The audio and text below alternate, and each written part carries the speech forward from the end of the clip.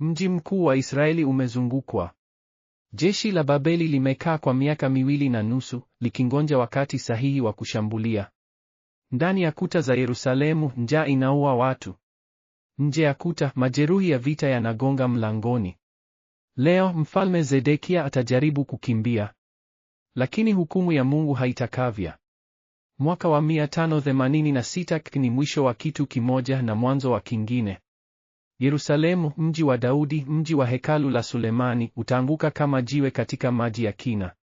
Lakini je, ni mwisho wa kila kitu? Au ni mwanzo wa jambo jingine? Hebu tuone jinsi Mungu anavyofanya kazi hata katika hukumu. Tunasoma 2 Wafalme sura ya 25 aya 1 hadi 30.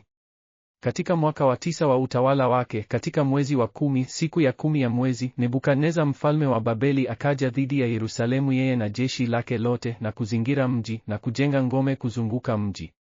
Mazingira yamebadilika. Mfalme Zedekia aliyekuwa mfalme mdogo miaka 21 sasa ana umri wa miaka 32. Amekuwa akiishi chini ya mazingira ya watu wa Babeli kwa miaka 11. Lakini badala ya kutubu na kufuata Mungu, amekuwa akizidi kuasi. Manabii kama Yeremia wamekuwa wakimwonya, lakini hakuwa na masikio ya kusikia. Sasa wakati wa hukumu umefika. Mazingira yalikuwa mabaya zaidi kuliko tunavyoweza kufikiri. Biblia inasema katika mstari wa 3, katika mwezi wa 4 njaa ikawa kali mjini na hapakuwepo chakula kwa watu wa nchi. Hii si njaa ya kawaida, hii ni njaa ya kifo. Watu walikuwa wakila watoto wao kama tunavyosoma katika maombolezo ya Yeremia. Mazingira ya kisiasa pia yalikuwa magumu. Zedekia hakuwa mfalme wa kwanza, alikuwa mfalme wa 3 katika miaka 23.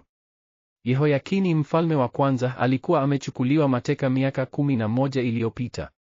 Sasa Zedekia amekuwa akijaribu kuweka uwazi dhidi ya Babeli, jambo ambalo lilikuwa ni kosa kubwa. Yeremia alikuwa amemwonya, hijitieni nira la mfalme wa Babeli na muishi. Lakini Zedekia hakusikia. Katika mstari wa 4 tunasoma, mji ukavunjwa na wanaume wote wa vita wakakimbia usiku kwa njia ya lango lililokuwa kati ya kuta mbili. Hii ni sehemu ya hila ya kukimbia. Zedekia na askari wake wanajaribu kutoroka kwa njia ya siri usiku. Lakini Mungu amekwisha sema kupitia kwa manabii wake hakutakuwa na ukimbizi. Kuna mambo matatu muhimu ambayo wengi hutupuuza katika hadithi hii. Kwanza, umri wa Zedekia. Alikuwa na miaka 21 tu alipoingia uongozi na miaka 32 alipotolewa macho. Huyu si mfalme mkongwe, ni kijana ambaye amepewa uwazi mkubwa lakini hakutumia kwa hekima. Pili, Nebukadneza hakufanya kile kinachofanywa na wafalme wengi wa wakati huo.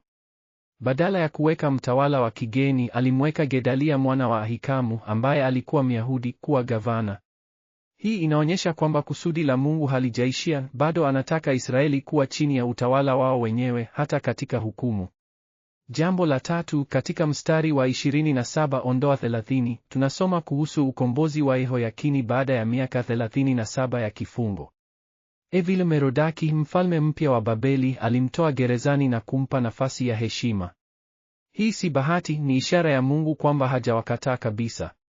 Ni ahadi ndogo ya kitu kikubwa kinachokuja, kurudi kwa Israeli kutoka mateka. Hata katika hukumu, Mungu anaficha vipande vya matumaini. Anguko la Yerusalemu ni mfano wa kubadilishwa kwa kiteolojia. Kwanza, tunakwenda kutoka mahali ambapo Mungu anaishi hadi mahali pasipo na uwepo wake. Hekalu la Sulemani liliunguzwa kabisa. Vyombo vya dhahabu na fedha vilichukuliwa Babeli. Lakini zaidi ya vitu, utukufu wa Mungu umeondoka. Nabii Ezekieli aliuona ukitoka polepole kutoka mahali patakatifu pa patakatifu hadi nje za hekalu, hadi mlima wa Mizeituni. Mungu hakuondoka kwa hasira tu, aliondoka kwa huzuni. Pili, Israeli wamebadilika kutoka kuwa taifa la agano hadi kuwa mateka kwa sababu ya uasi wao. Agano la Mungu na Daudi lilikuwa limeahidi kwamba kizazi chake hakitakataliwa milele. Lakini sasa nyumba ya kifalme imeanguka. Je, Mungu amevunja ahadi yake? La hasha. Anaitimiza ahadi yake ya adhabu ambayo pia ilikuwa sehemu ya agano. Tatu, tunaona mabadiliko kutoka hukumu hadi ahadi ya kurejesha. Miaka 70 ya mateka si mwisho, ni mwanzo wa kurejesha. Yeremia alikwisha tabiri hili: baada ya miaka 70 Babeli nitawarudisha. Wanyamapori wa anga waliuona mzigo wa hukumu hii.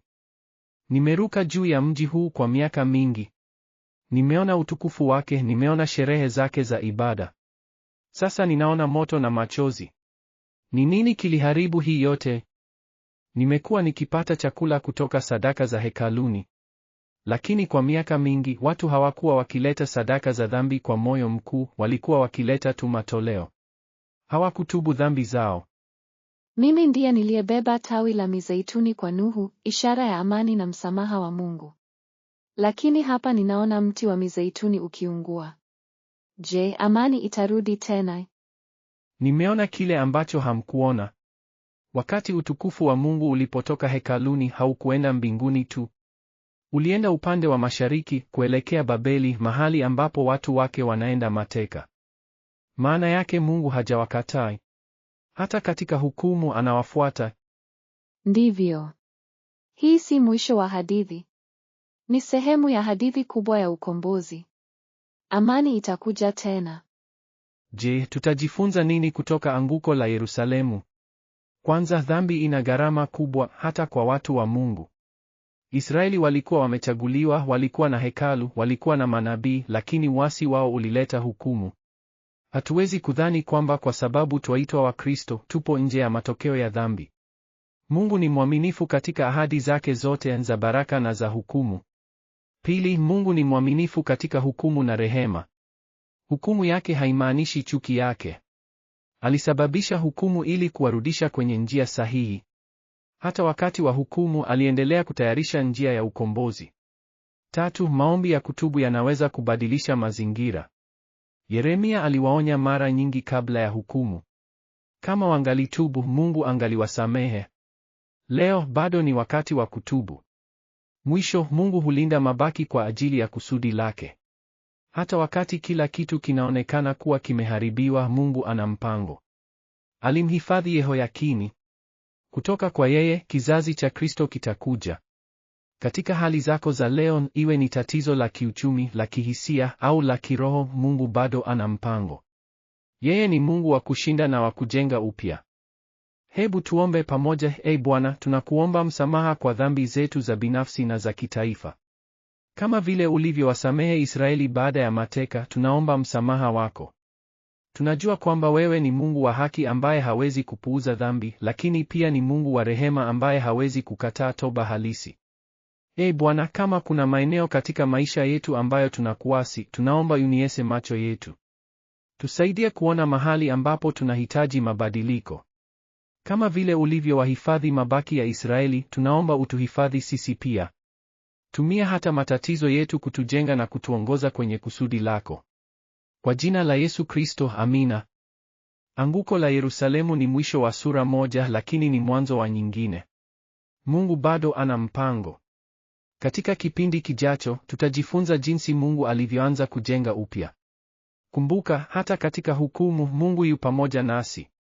Asante kwa kutazama. Tuonane mara ijayo.